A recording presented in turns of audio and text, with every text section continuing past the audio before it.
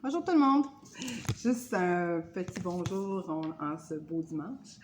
Je sais que je vous ai parlé dernièrement un peu de ce que j'allais entreprendre pour continuer à vaincre mon cancer. Donc, je vais juste vous donner les informations officielles. Où est-ce que je les ai pris aussi? Parce qu'il n'y a rien de ça qui vient de moi. C'est vraiment juste de la recherche. Puis, je suis quand même... j'essaie.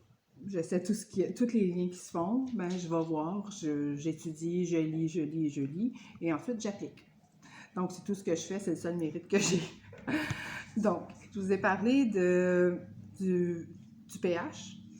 Bon, ce que je vais vous dire, c'est que ces informations-là, je les ai prises par une parenthèse qui m'a mené à des études qui ont été faites en 1931, dans le fond, par le docteur Warburg.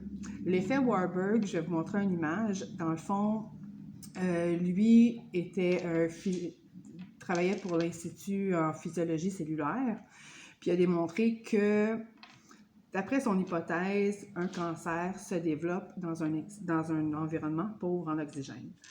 J'ai aussi, je vais vous montrer un peu l'image où est-ce que ça situe l'acidité et l'alcalinité. Donc, la majorité des patients qui sont en phase terminale vont avoir un pH très acide, donc au niveau de 4 environ, ce qui est pauvre en oxygène, ce qui permet aux cellules cancéreuses d'être très heureuses.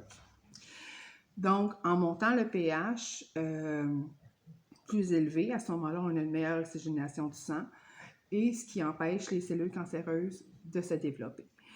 Le niveau, on parle, d'après les études, qu'à 7,365, je sais que ça peut sembler un peu plate à entendre, là, mais 7,365, c'est encore considéré acide. Cette échelle d'acidité-là, je me suis référée à l'étudiant du Dr. Warburg, qui était Adolf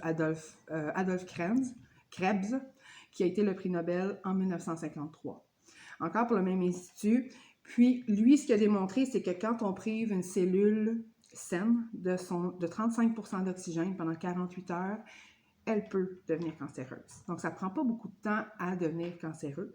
Donc, je me dis que ça ne doit pas prendre autant de temps non plus pour anéantir une cellule cancéreuse. Si on y va avec la logique, moi, de toute façon, j'ai rien à perdre. Donc, à ce moment-là, je me suis dit, il faut que j'amène mon alcalinité plus élevée.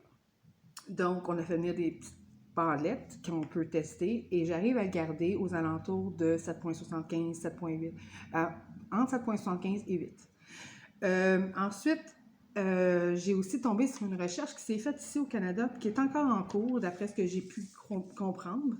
C'est sur le pissenlit. Le pissenlit est alcalin. Donc, déjà là, on est encore dans la même lignée. Puis cette étude-là, elle se fait commencer à Windsor, au Canada. Puis c'est la première fois que des médecins avaient l'autorisation de tester sur des patients, sur 30 patients, dans le fond, ils ont eu l'autorisation de tester leur théorie sur le pissenlit. Ça ne s'était jamais fait à date. Bon, ce qu'eux autres ont découvert, c'est que les cellules cancéreuses, ils ont fait le test en vaisselle de Petri, là, dans le fond, les Petri dish. Ils ont mis des cellules de leucémie avec des cellules saines de pissenlit. Ce qu'ils se sont rendus compte, c'est qu'au bout de 48 heures, les cellules cancéreuses de leucémie se suicident. J'ai beaucoup adoré le terme, et que c'était vraiment le terme qui était employé. Je vous dis, c'est le docteur Anne, dans le fond, qui est professeur en biochimie à Windsor, qui conduit cette étude-là. Puis, c'est pas la première fois, là, c'est déjà connu. En regardant, moi, j'ai vu qu'il y en avait beaucoup qui faisaient référence au pissenlit, puis à ses vertus. Donc, maintenant, on l'a rajouté. J'y vais avec 2 infusions de pissenlit, de racines de pissenlit, de thé de racines de pissenlit, le matin et 2 le soir. Donc, je vais rajouter ça, tout en consommant mon eau alcaline qui est à 9. On fait venir un pichet qui va garder notre eau très alcaline tout le temps. Donc, ça va devenir plus économique à la longue. Alors, ensuite, qu'est-ce que je peux vous dire? C'est que, aussi, d'après le docteur Enderlein, lui parle d'une guérison totale des maladies chroniques, mais seulement si on est capable de ramener le pH à des niveaux normaux, légèrement élevés alcalins. ce que je trouve intéressant là-dedans, c'est que tout se suit. Il n'y a pas rien qui se contredit. Puis c'est ça qui m'encourage. C'est le fait que peu importe où est-ce que je regarde, c'est tout le temps au niveau du pH. Ça joue beaucoup au niveau du pH. Il va avoir un niveau alcalin et non acide. Donc, le matin, avant de prendre mon café, je monte mon pH parce que le café est acide. Donc, je sais qu'il va chuter. Je ne lui permets pas de chuter en aucun temps. Donc, j'essaie de m'ajuster comme ça.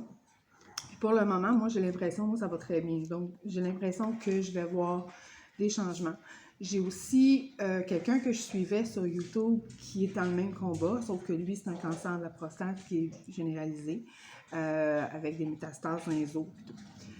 Il avait entrepris un peu le même cheminement, un peu plus intense que moi. Moi, je ne suis pas au jeûne encore. Bon, lui a fait son cheminement de sa façon à lui. C'est sûr qu'il était beaucoup plus avancé.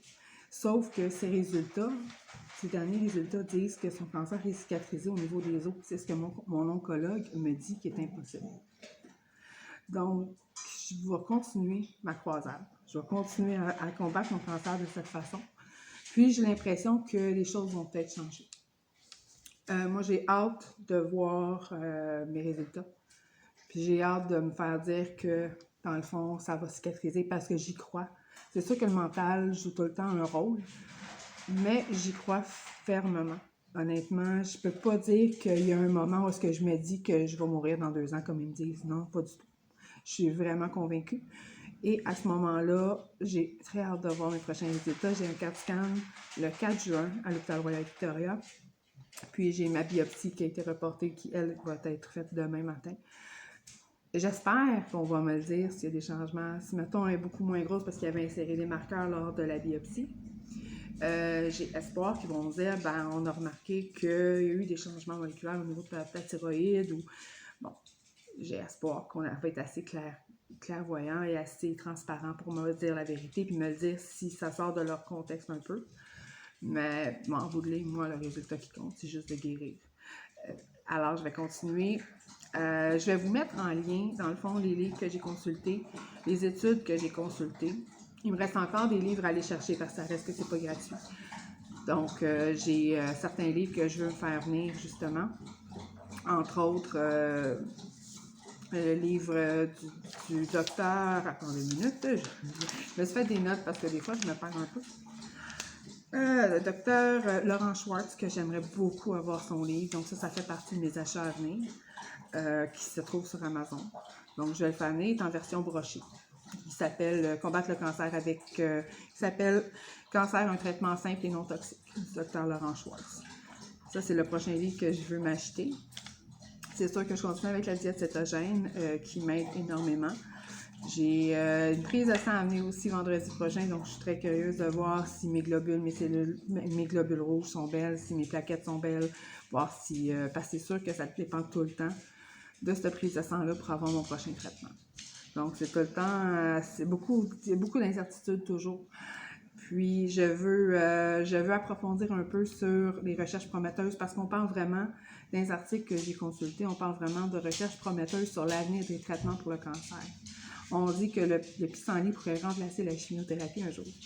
Donc, je trouve ça absolument hallucinant. Puis, je comprends pas que les gens soient pas plus au courant puis qu'on soit pas avisés. C'est sûr que c'est pas les pharmaceutiques qui vont bénéficier du pissenlit. Ça me surprendrait énormément parce qu'on en trouve partout. C'est vraiment génial. Donc, c'est sûr que la prochaine fois, vous allez mettre des pesticides puis des engrais puis toutes sortes de choses pour tuer vos pissenlits. Pensez-y un petit peu. C'est peut-être la solution de l'avenir. C'est peut-être quelque chose qui va venir guérir les gens. Donc, sur ce, les amis, je vous laisse pour la journée et je vous souhaite un très bon début de semaine.